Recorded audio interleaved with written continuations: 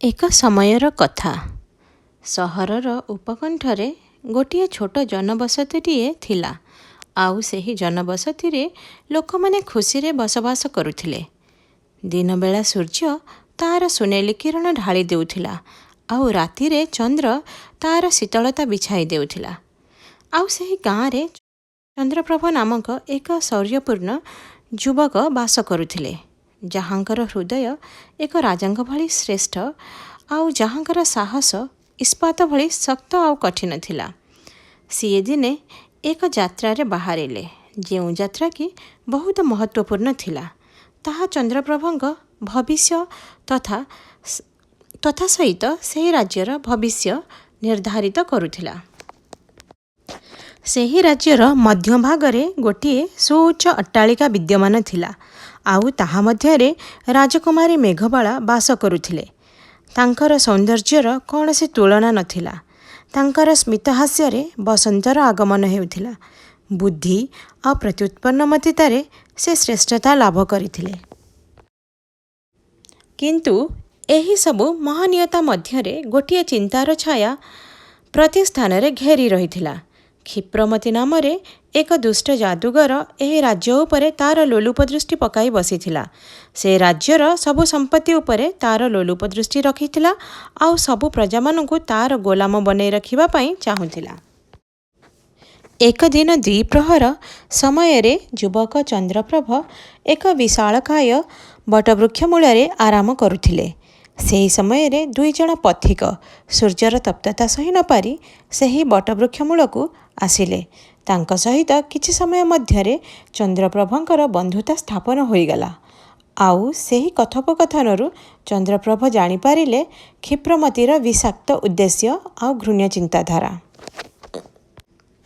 ସେ ସମୟ ବ୍ୟର୍ଥ ନ କରି ତାଙ୍କର ପ୍ରିୟ ଅଶ୍ୱପୃଷ୍ଠରେ ବସି ରାଜ୍ୟର ମଧ୍ୟଭାଗକୁ ଯିବା ପାଇଁ ପ୍ରସ୍ତୁତ ହେଲେ। ଏହି ସମୟରେ ସନ୍ଧ୍ୟା ହୋଇ ଆସୁଥିଲା ଏବଂ ତାଙ୍କୁ ଜଙ୍ଗଲ ଅତିକ୍ରମ କରିବାକୁ ଥିଲା। ସୂର୍ଯ୍ୟର ମଳିନ କିରଣ ମଧ୍ୟରେ କିନ୍ତୁ ଚନ୍ଦ୍ରପ୍ରଭଙ୍କର ଶୌର୍ଯ୍ୟତା ଝଟକି ଉଠୁଥିଲା। ଘୋଡ଼ାର ଗତି ସହିତ ତାଙ୍କର ଅସ୍ତ୍ରଶସ୍ତ୍ରଗୁଡ଼ିକ ରୁଣଝୁଣ ଶବ୍ଦ କରି ଉଠୁଥିଲେ। ସେ କିନ୍ତୁ ଅନ୍ଧକାର ଆଉ ଜଙ୍ଗଲର ବକ୍ଷ ଚିରି ଅଗ୍ରସର କରୁଥିଲେ ଆରପାର୍ଶ୍ୱର ସୂର୍ଯ୍ୟୋଦୟ ଅଭିମୁଖେ। ଏହି ସମୟରେ ସେ ରାସ୍ତାରେ ଯାଉଥିବା ସମୟରେ ସେ ଏକ ସାଧୁଙ୍କ ଆଶ୍ରମରୁ ସନ୍ଧ୍ୟା ଆଳତୀର ମଙ୍ଗଳମୟ ଧ୍ୱନି ଶୁଣିପାରିଲେ ଏବଂ ସେ ସେଠାକୁ ଗଲେ। ସେଠାରେ ସାଧୁ ତାଙ୍କୁ ଏକ ବିଜୟ କବଚ ପ୍ରଦାନ କଲେ, ଯାହାକି ଚନ୍ଦ୍ରପ୍ରଭଙ୍କର ଆଶାର କିରଣକୁ ଉଦ୍ଦୀପ୍ତମାନ କରାଇଦେଲା।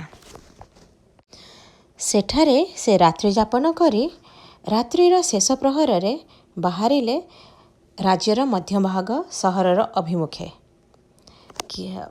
ବହୁତ ରାସ୍ତା ଗଲା ପରେ ଶେଷରେ ଚନ୍ଦ୍ରପ୍ରଭ ସେହି ସହରକୁ ଦୂରରୁ ଦେଖିପାରୁଥିଲେ ଏବଂ ତାହାର ସୁନ୍ଦର ଅଟ୍ଟାଳିକାମାନଙ୍କୁ ଦେଖି ବହୁତ ଖୁସି ହୋଇଗଲେ ଓ ଏତେ ପରିଶ୍ରମ ପରେ ଶେଷରେ ସେ ତାଙ୍କ ଲକ୍ଷ୍ୟସ୍ଥଳକୁ ଦେଖିପାରୁଥିଲେ। ଏହି ସମୟରେ କ୍ଷିପ୍ରମତିର ଛାୟା ନିର୍ମିତ ଦୁଷ୍ଟ ପ୍ରାଣୀମାନେ ଚନ୍ଦ୍ରପ୍ରଭଙ୍କ ଉପରେ ଆକ୍ରମଣ ଆରମ୍ଭ କରିଦେଲେ।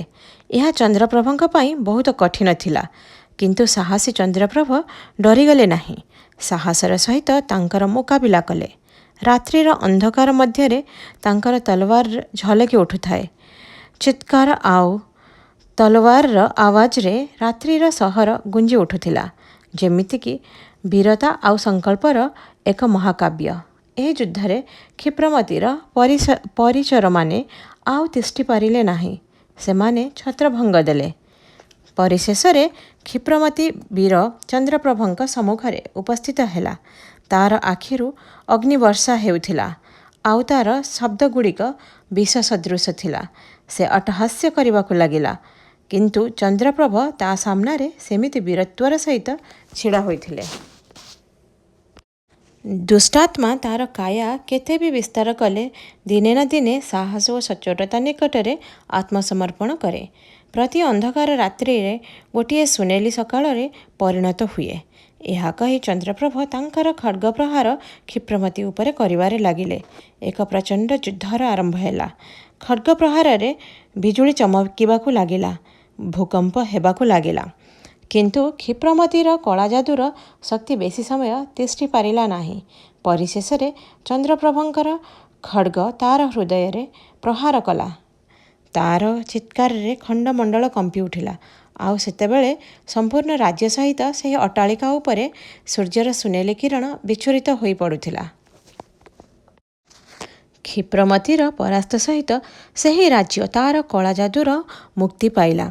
ସେ ମେଘବାଳା ବର୍ଷ ବର୍ଷର ବନ୍ଦୀ ଜୀବନରୁ ମୁକ୍ତ ହୋଇ ବାହାରକୁ ଆସିଲେ। ତାଙ୍କର ଆଖିଗୁଡ଼ିକ ଆଶାର ଆଲୋକରେ ଝଲମଲ କରି ଉଠୁଥିଲା। ଆଉ ଚନ୍ଦ୍ରପ୍ରଭଙ୍କ ପାଇଁ ତାଙ୍କ ହୃଦୟ କୃତଜ୍ଞତାରେ ଭରି ଉଠୁଥିଲା। ଅନ୍ଧକାରର ସାୟା କେତେ ବି ମଜବୁତ ହେଲେ ମଧ୍ୟ ସତ୍ୟ ଆଉ ସାହସର ସୁନେଲି କିରଣ ତାକୁ ନିମିଷକରେ ସଫା କରିଦେଇପାରେ। ଧନ୍ୟବାଦ ସାଙ୍ଗମାନେ ଏହି ଗପଟିକୁ ଶୁଣିବା ପାଇଁ।